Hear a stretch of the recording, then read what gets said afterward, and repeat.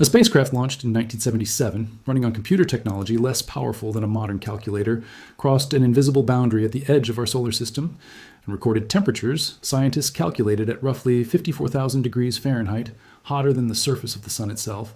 And somehow the spacecraft kept flying straight through it completely unharmed. And if you've seen a video claiming this discovery rewrites physics, or that Voyager 1 passed through a wall that should not exist, I want to walk you through what actually happened here.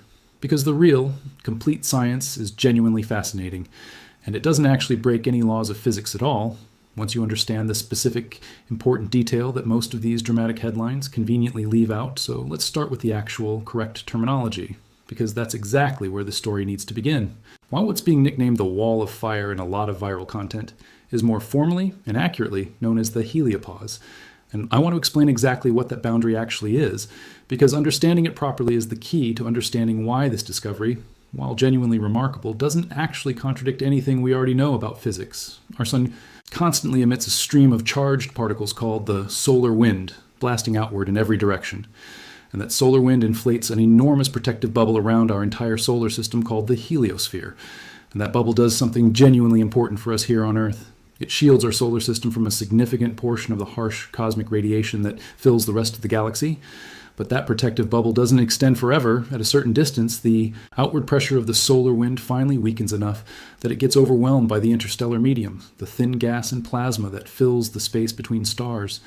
And the specific boundary where those two forces meet and balance out is the heliopause, essentially the true edge of our sun's direct influence, the actual boundary separating our solar system from interstellar space itself. And Voyager 1 actually crossed that exact boundary years ago, back on August 25th, 2012, confirmed and formally announced by NASA the following year, in 2013. And I want to be genuinely clear about that timeline, because a lot of the viral content circulating right now frames this as brand new breaking news, when the actual crossing itself happened well over a decade ago. What's actually current and newsworthy is the ongoing scientific analysis of the data Voyager 1 has continued sending back since. That crossing, refined and reinterpreted using considerably more sophisticated tools and models than were available back in 2013, and that's a meaningfully different, more accurate story than a video implying some brand new physics-breaking event just happened this week. And now let's actually get into the genuinely fascinating part. Why Voyager's instruments recorded temperatures in that specific region reaching tens of thousands of degrees. Because I understand why that number alone sounds like it should be. Genuinely impossible for a fragile, decades-old spacecraft to survive passing through, and here's the specific, crucial piece of context that transforms this from an apparent physics-defying mystery into a genuinely well-understood, explainable phenomenon. Temperature, in the way physicists actually define and measure it, isn't quite the same. Thing is, heat, in the everyday, intuitive sense you're picturing when you imagine something being hot enough to burn you, temperature specifically measures how fast individual particles are moving, their kinetic energy. But heat, the kind you'd actually feel on your skin, depends on something else entirely. How many of those fast-moving particles are actually there to collide with you and transfer that energy directly into your body? And this is exactly the distinction that makes the entire Wall of Fire nickname genuinely misleading if taken too literally, because interstellar space at the heliopause is almost unimaginably empty.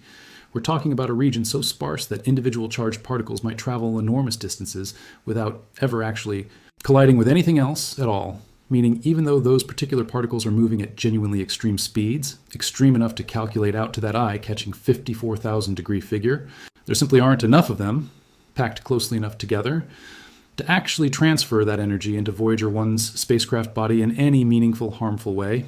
And I want to offer a genuinely useful everyday analogy here, because I think it makes this concept click considerably more easily. Think about the difference between briefly putting your hand inside a hot oven for a split second versus dipping that same hand into boiling water for the exact same split second. The air inside that oven might actually be hotter in terms of raw temperature than the boiling water is. But you can briefly touch hot oven air without getting burned specifically because air is so much less dense than water. There simply aren't enough air molecules in that oven, packed closely enough together to transfer a damaging amount of heat energy into your skin within that brief moment. Whereas the densely packed water molecules transfer heat into your hand instantly and with genuinely significant, painful force. And the heliopause represents an almost unimaginably more extreme version of that exact same basics. Principle: individual particles moving incredibly fast, calculating out to a genuinely staggering theoretical temperature, but spread across such enormous empty distances that there's no meaningful way for that energy to actually transfer into a solid object passing through, which is precisely why Voyager 1 was able to pass straight through this region completely unharmed, and continues transmitting data from beyond it to this very day. And I think just understanding that specific distinction, temperature measuring particle speed versus heat measuring actual energy transfer, is genuinely one of the more useful pieces of basic physics you can walk away from this video actually understanding better, because it comes up in plenty of other contexts across astronomy too. And once you understand it clearly, the entire premise of this discovery magnetic field and the interstellar magnetic field beyond it, essentially two separate magnetic environments meeting at a clear, well-defined boundary line, similar to how you might picture two different colored liquids meeting at a distinct interface without mixing. But what Voyager's instruments actually detected instead was considerably messier and more genuinely interesting than that simple picture: magnetic field lines that appeared tangled, and in some specific analyses, surprisingly similar in orientation on both sides of the boundary, rather than sharply, cleanly diverging exactly the way older models had predicted. And some researchers have specifically pointed to a process called magnetic reconnection as a likely explanation, a genuinely well-documented phenomenon in plasma physics, where magnetic field lines from two different separate sources can actually break apart and reconnect with each other, releasing energy in the process. And that specific process may be exactly what's creating some of the unusually energetic, complex conditions observed right at this boundary.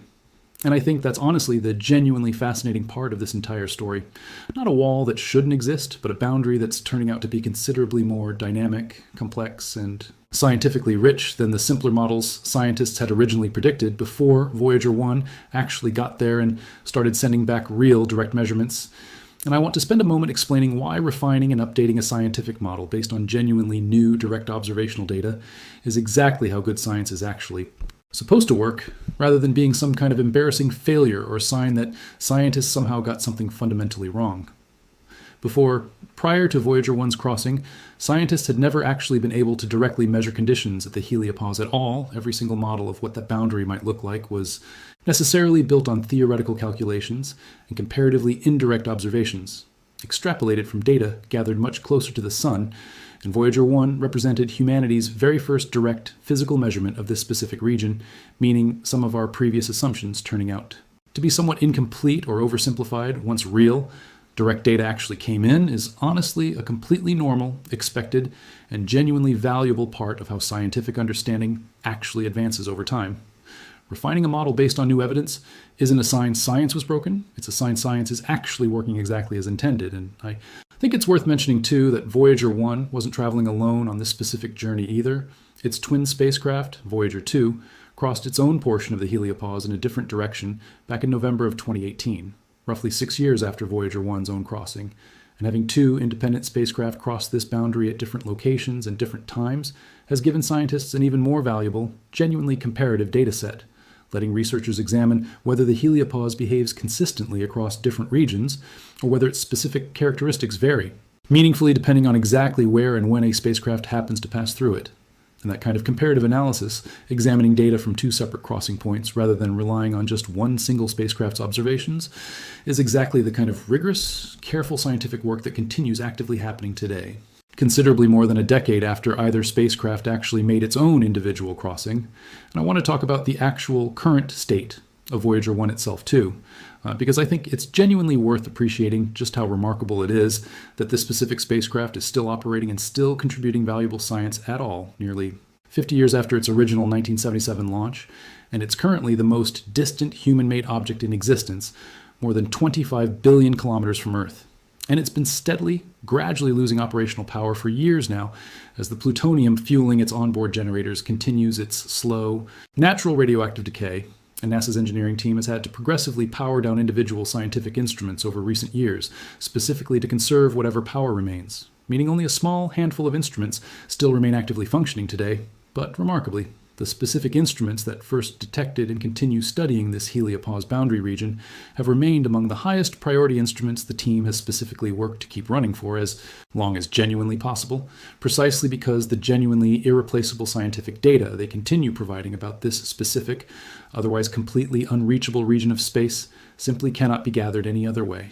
No, somehow rewrites physics itself, because I think it's worth being genuinely precise and honest about exactly what would actually be required for discovery to legitimately earn that kind of description.